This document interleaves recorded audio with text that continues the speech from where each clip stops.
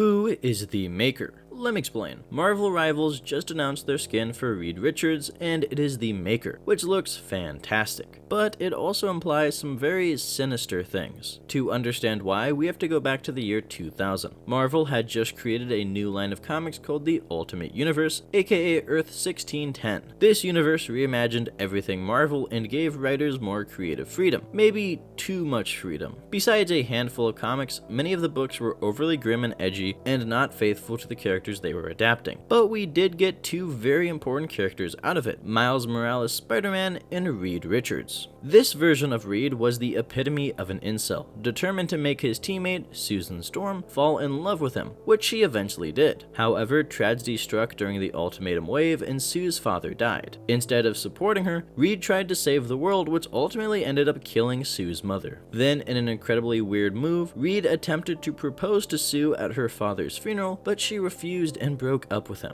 This led Reed to live with his parents until their house exploded, killing everyone inside. Or so it seemed. Reed had actually faked his death, killing his parents and destroying the Baxter Building, Roxxon, and Peter Parker's home. In order to do this, he controlled aliens, but he was caught and fought his ex, with Sue actually trying to kill him. He retaliated and escaped, but heroes tracked him down and the Human Torch disfigured his face. This disfigurement pushed Reed even further, and he went full-blown supervillain, becoming the Maker. As the Maker, Reed became one of the most terrifying villains in the history of Marvel. The Maker orchestrated a fight between the Ultimate and regular Marvel universes, he gained the power to exist in every universe at the same time, and he even remade the Ultimate Universe into the current one, which he essentially owns. In this new Ultimate Universe, aka Earth 6160, he robbed many heroes of their destinies. For example, Ant-Man was now an exterminator, and the Maker even prevented Peter from ever being bitten by the spider that gave him powers.